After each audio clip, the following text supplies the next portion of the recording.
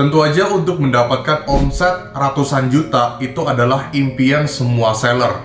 Termasuk kamu yang menonton video ini, kamu pasti pengen mendapatkan omset ratusan juta di Tokopedia. Kita semua pasti pengen mendapatkan omset ratusan juta. Ya nggak muluk-muluk lah. 80-100 juta dulu deh tiap bulan. Itu bisa konsisten. Gimana caranya ya? Oke, kamu menemukan video yang tepat di mana gue akan membahas mengenai gimana caranya kita jualan di Tokopedia dan mendapatkan omset ratusan juta, baik dari toko gue pribadi dan toko klien yang gue handle sebagai konsultan. Gue udah berhasil untuk ngebuat. Oke, ini loh trik-triknya, strategi-strateginya yang bisa kita lakukan supaya kita bisa ngeboost toko kita supaya bisa lebih baik lagi ke depannya.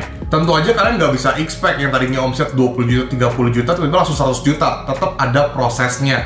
Nah, ketika kita menjalani prosesnya dengan baik, otomatis perlahan-lahan ada kenaikan dan konsisten. Misalnya 80, 80, 80, nanti jadi 90, nanti jadi 100. Pokoknya konsisten kayak gitu terus, daripada dari 100 menurun jadi 50 lagi, jadi 30 lagi. Buat apa?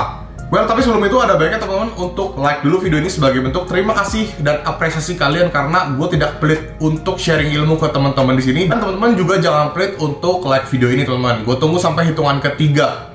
1, 2, 3. Oke guys, thank you udah like. Kita langsung masuk aja ke topik utamanya.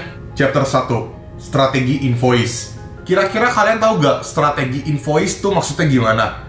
Gue bisa akuin dulu nih bahwa Tokopedia itu trafficnya tidak sebesar dengan market sebelah, platform sebelah. Nggak perlu gue sebutin apa platformnya, tapi intinya memang Tokopedia itu tidak sebesar itu trafficnya. Walaupun Tokopedia trafficnya tidak sebesar itu, tapi gue masih bisa bilang bahwa Tokopedia itu adalah platform yang masih bisa kita dapetin untung besar. Profit besar itu masih bisa banget di Tokopedia. Karena ya, gue juga nggak tahu dia secara sistem bisa ngebuatnya seperti itu. Dan tidak terlalu banyak seller yang banting-bantingan harga. Tidak seperti di market sebelah. Ya, walaupun memang secara traffic itu tidak sebesar platform sebelah ya. Asalkan lo tahu trik-triknya, gue bisa buat nih gimana caranya toko kita tuh bisa berkembang dengan pesat.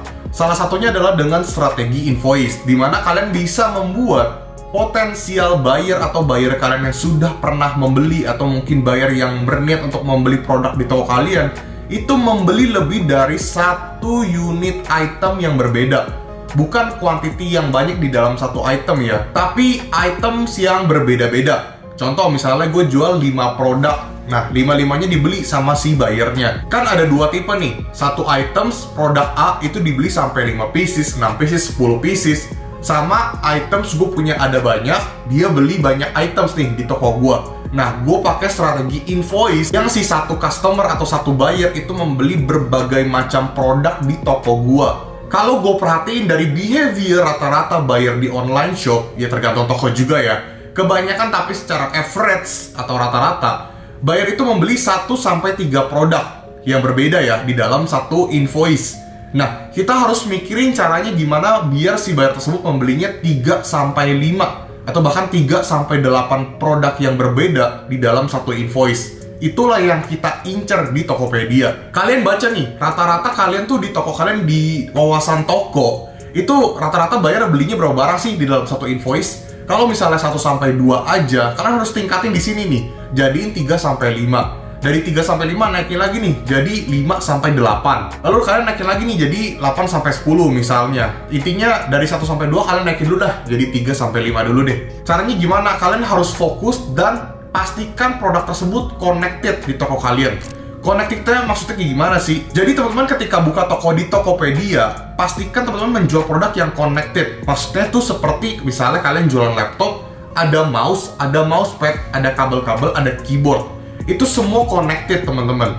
Kalau misalnya teman-teman bisa buat toko jualan kalian itu connected semua, buyer tersebut ketika beli laptop bisa beli mouse bisa beli keyboard, bisa beli mousepad juga. Itu semua connected sehingga nanti si buyer tersebut bisa beli berbagai macam produk di dalam satu invoice. Itulah yang kita incer. Tapi kalau misalnya teman-teman dari awal itu tidak ada produk yang kalian fokusin, fokus dalam artian kategorinya tuh banyak ya, yang connected semua, itu nanti buyer cuma belinya satu produk atau 2 produk. Jadi nggak berhubungan gitu teman-teman. Tapi kalau misalnya berhubungan, ada kemungkinan besar dia akan beli banyak items yang berbeda tapi connected. Apakah saat ini gue menyalahkan teman-teman di sini kalau misalnya menjual produk yang nggak connected? Nggak juga, gue nggak menyalahkan. karena itu preferensi seller masing-masing. Cuman kalau misalnya teman-teman di sini pengen meningkatkan pakai strategi invoice, ya teman-teman bisa gunakan cara yang inilah. Chapter 2, Best to Promotion. Gue bisa bilang untuk Tokopedia, fitur promosinya tuh tidak banyak, ya memang nggak banyak. Secara gratisan tidak banyak, secara jadi official store juga nggak banyak fiturnya. Tapi gue punya 2 best promotion yang bisa kalian gunakan di Tokopedia. Dan menurut gue paling banyak dipakai sama si customer dan paling banyak digunakan sama seller. Tapi gue note dulu ya teman-teman, disclaimer dulu, 2 best promotion ini akan sangat efektif kalau misalnya teman-teman sudah mengetahui produk yang laku tuh di toko kalian tuh yang mana. Sehingga kalian bisa set up promotion ini di produk-produk yang laku tersebut ya. Dan di sini gue akan ngasih kalian tuh fitur best promotion di Tokopedia. Jadi itu adalah bundling dan voucher teman-teman. Well, kesannya emang basic banget, cuman bundling sama voucher doang. Gue juga tahu. Betul, kalian juga tahu, pasti kalian juga otak-atik, pasti kalian juga pakai. Tapi apakah kalian benar-benar memaksimalkan fitur bundling dan voucher tersebut dengan benar atau enggak? Dan apakah kalian sudah set up dengan produk yang benar atau enggak? Dan apakah kalian sudah set up harganya dengan benar atau tidak?